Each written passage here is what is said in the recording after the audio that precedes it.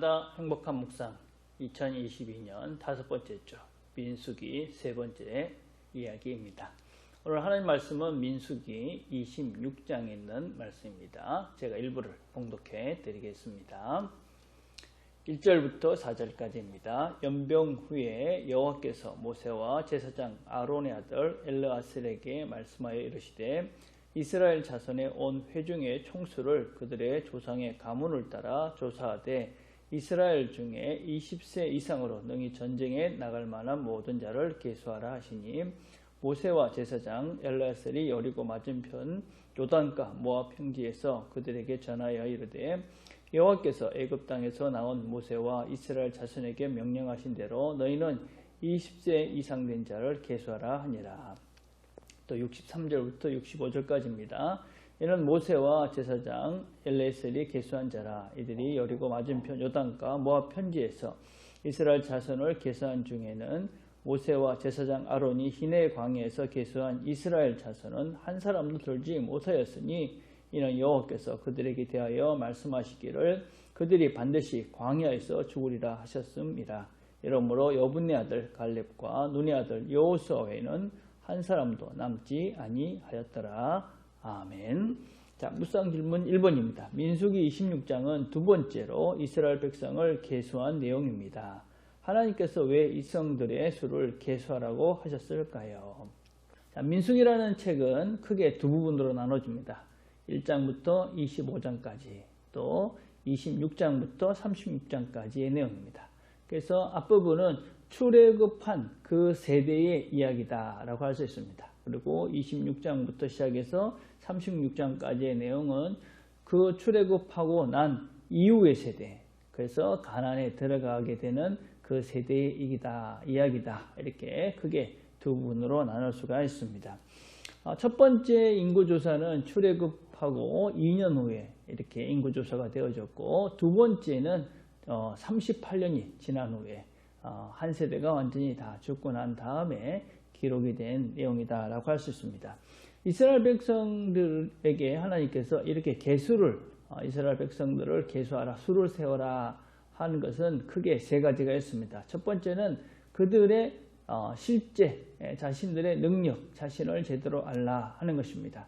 그들이 계수한 것은 전쟁에 나갈 수 있는 20세 이상이 된 자들을 말합니다. 그래서 그들의 20세 이상이 되는 전쟁에 나갈 수 있는 그 숫자를 계수함으로 인해서 그들이 어느 정도의 힘을 가지고 있는가 자신을 제대로 살펴보라 하는 것입니다. 우리 자신들을 바르게 알게 되어지면 우리가 교만하지 않게 되어지고 또 불필요한 열등감에도 빠지지 않게 합니다. 그래서 우리가 우리 자신을 아는 것은 상당히 중요하다 할 수 있습니다. 두 번째는 분배를 위함입니다. 새로운 땅에 들어가서 어떻게 이 땅을 나눌 것인가, 하나님께서 그 수에 따라서 나누라 이렇게 말씀을 하셨습니다. 그래서 그 땅을 공평하게 나누기 위함입니다. 하나님은 참으로 공평하신 분입니다. 우리가 꼭 기억해야 됩니다. 내가 보기에는 아니던데 그렇지 않습니다. 하나님은 우리 모두를 사랑하시고 또 공평하게 다 모두를 돌보신다 하는 것도 기억할 필요가 있습니다. 세 번째는 하나님께서 이 백성들을 돌보시고 또 보존하신다 하는 것을 우리에게 보여줍니다. 첫 번째 광야를 시작했을 때 그들이 장정만 60만에 이르는 숫자가 되어집니다.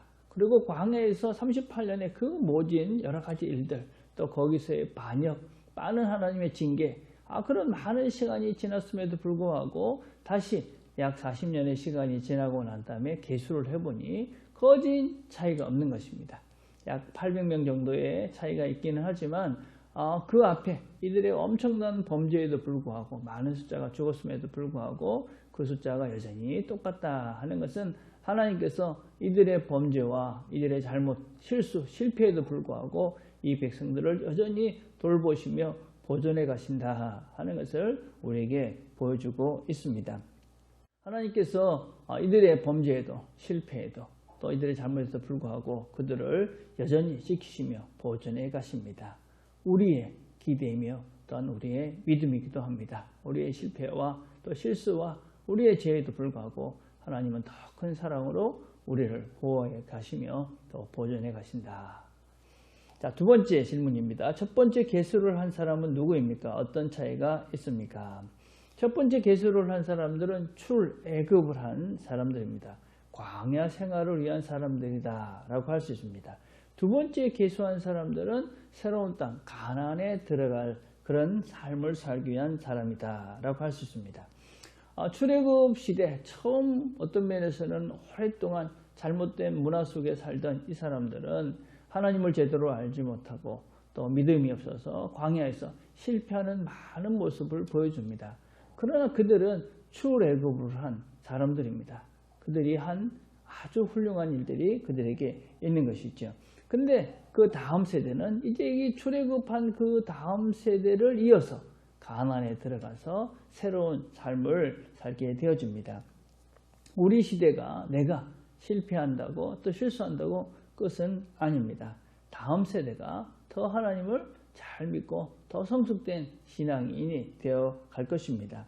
모든 성장과 모든 성숙은 한 시대에 한 세대에 완성되지 않습니다. 우리 시대의 여러 가지 실패와 실수 이런 것들이 결코 모든 것을 끝장내는 것은 아닙니다. 우리가 지금 모습이 부족하다고 해서 아무것도 하지 않으면 안 되는 것이죠.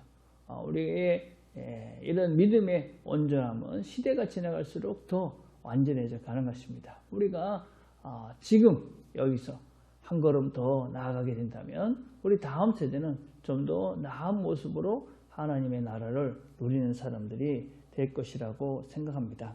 그래서 우리가 지금 애를 쓰고 또 우리가 변화되어지고 새로워지는 것이 다음 세대를 위한 최고의 준비이며 최고의 선물이다.